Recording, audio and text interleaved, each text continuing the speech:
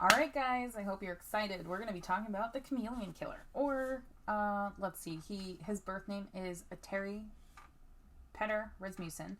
He went by Bob Evans. He also went by Curtis Mayo Kimball. He also went by Gordon Jensen, Larry Vanner, Gary Mockerman. Yes, Terry Rasmusssen. In my previous video, we discussed the Bear Brook State Park murders, or the Allenstown Four, and how Terry Rasmusssen is involved in this. Well, he's also kind of like, there's other disappearances that have been suggested he's involved in them. So, yeah, let's get into this. So, Terry Rasmusson was born December 23rd of 1943 in Denver, Colorado. He grew up in Arizona. He attended North High School in Phoenix until dropping out during his sophomore year of high school in 1960. So he would then enlist in the United States Navy in 1961, and he served with them until he was discharged in 1967. He did get married. He got married in 1969. He had 4 children, and he lived with this family in Phoenix and in Redwood City, California. So his wife would end up leaving him, and she took all the children with her in 1975. This was after he was arrested for aggravated assault. Yeah. So the kids and his first wife last saw him in either December of 1975 or December of 1976, and this is when he showed up with an unidentified woman. Their divorce was finalized in 1978. So, the big thing with him is that he lived in a various amount of states. He lived in Arizona, Colorado, Virginia, Idaho, Texas, Ohio, Oregon, Hawaii, California. Eventually, he settled in New Hampshire in the late 70s. It's also reported that and known that he traveled with women and children. And he often worked as an electrician for oil and gas companies. So while he was living in New Hampshire, he was living under the alias of Bob Evans or Robert Evans, and he worked at the Wambeck Mill. Throughout 1980, he was arrested in New Hampshire, in Manchester in particular, for writing bad checks, for theft, and for diverting electrical current. That one I find very interesting. There is a woman that's listed as his wife at this time, who is known as being called Elizabeth Evans, which could be Marliss Honeychurch. But that right now is kind of like, we don't know fully. But she was listed as his wife during the time that he lived in New Hampshire, and this woman has never been identified. So there we don't know. It's not been fully corroborated. So obviously, we talked about the Bear Brook State Park murders, the Allenstown Four, and how he is involved in them. So, yeah. And how the last time Marliss was seen, in that she left with Terry. Well, and when they were found, when the first set was found and when the second set was found, and how Terry was determined to be the biological father of the unidentified little girl. So we know that the other 3 are Marliss, Sarah, and Marie. But victim 4, we still don't know who she is, other than the fact that she is the daughter of Terry Rasmusson. So, like I said, there is, while he was living in Manchester, he was known to do different things. He also dated a woman that went missing, and her name is Denise Bowden. She disappeared from Manchester after Thanksgiving of 1981 with her 6-month-old daughter. Now, they believe that Terry killed Denise somewhere in California, but her body has never been recovered. She also was not reported missing at the time because her family believed she left town due to financial reasons. So, throughout the 1980s as well, Terry remained in possession of Lisa, which is Denise Bowden's daughter. He called her Lisa, and he posed as her dad. He was arrested in Cypress, California in 1985, and this is when he was using the name Curtis Kimball. And he was arrested for driving under the influence and endangering the welfare of a child. And he also failed to appear in court.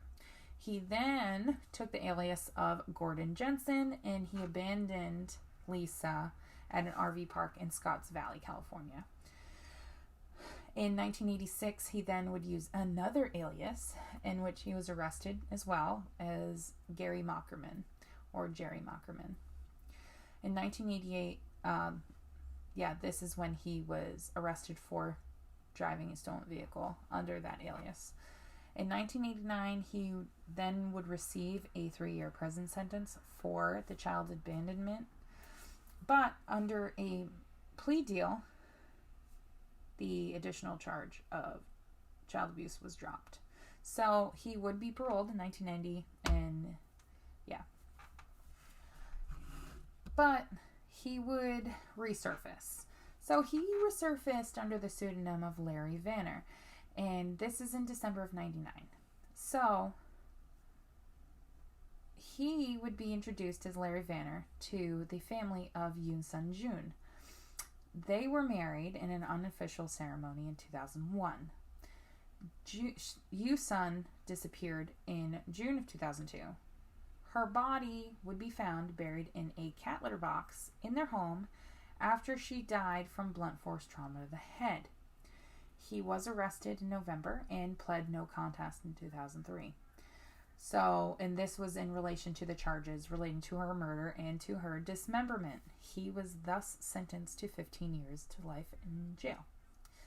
So, a guilty plea came as a surprise to the court, and the homicide detective, Roxanne Grunheide, she stated that she thinks he pleaded guilty after overhearing her say that she was going to request a paternity test for Lisa, and that's why he admitted guilt. A fingerprint match as well confirmed that he was not Larry Vanner and that he previously used the other aliases as well, linking him to the child abandonment case. So all of the different names is basically a way for him to get away from everything that he's been doing. In 2003, the San Bernardino County Sheriff's Department opened a case to find Lisa's biological family.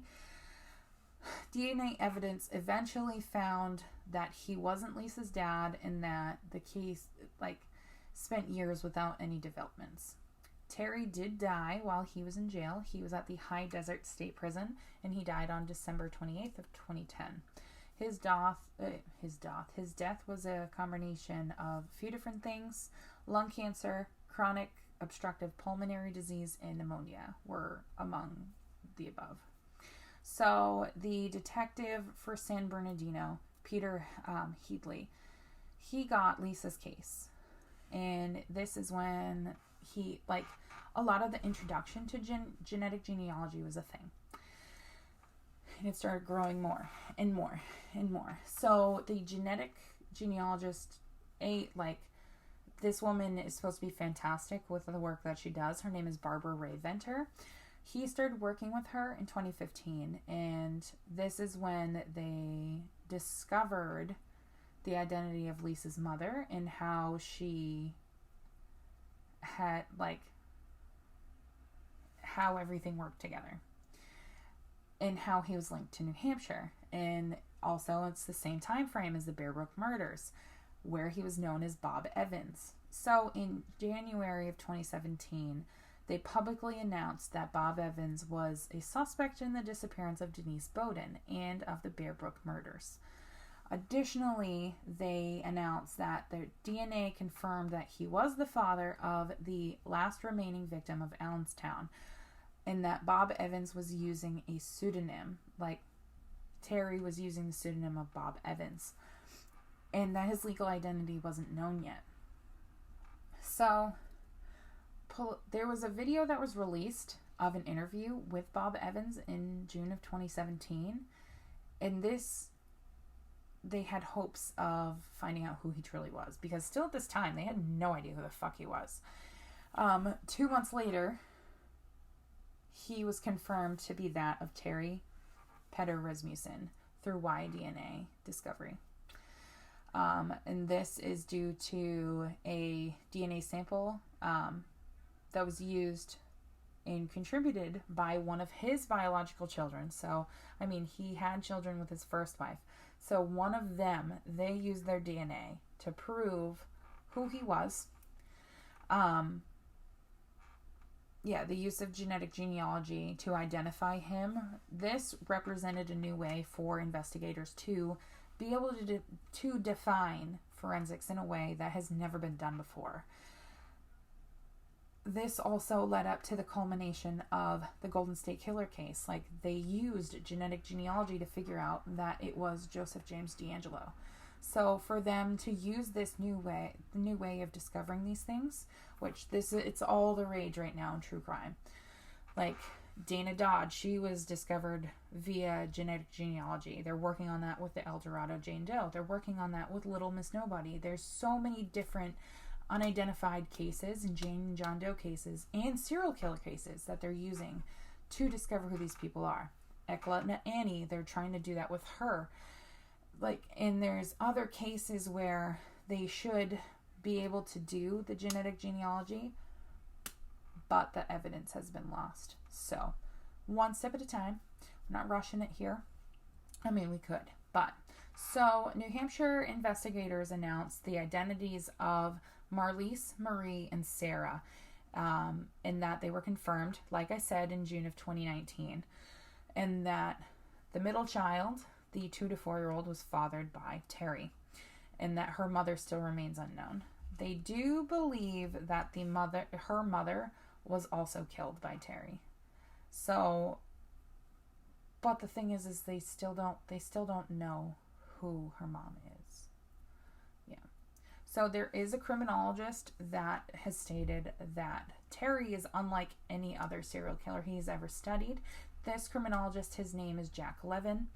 And he said what distinguishes Terry from most serial killers is that he targeted people with whom he had a relationship with. Most serial killers wouldn't do that. It's the last thing they would do. Instead, they focus on complete strangers. And he has been dubbed the Chameleon Killer due to his use of various aliases in his crime spree that stretches across the nation. So, here's this serial killer that we have where he's killed Yusun Jun. He's killed the Allenstown Four. He's related to the disappearance of Denise Bowden. He also has ties to and he's a suspect in the disappearance of Laureen Ron and Denise Denault. Laureen Ron and Denise Denault went missing from Manchester. I have already covered Laureen Ron, so I'll put her video in a card somewhere. But Denise Denault went missing, and she was living on the same street as Terry at the time when she went missing in 1980. Yeah. That too, Denise lived 2 blocks away from where Laureen lived. So, yeah. There is also another person that went missing around this time, and her name is Elizabeth Lamont. She was 17 when she disappeared from a YDC, which is a youth development center in Manchester, in 1984. She left the home after receiving a furlough. She wasn't reported missing until people were seeking information on Terry in 2017. At this time, there was also a tip speculated that she could have been the one that was known as Elizabeth Evans, of which the woman that was living with Terry at the time while he was in Manchester. However, DNA from Elizabeth's relatives provided that she was actually one of the victims of the Redhead murders, which I'll cover that as well. That's a series of unsolved homicides across the U.S., which are completely unrelated to Terry.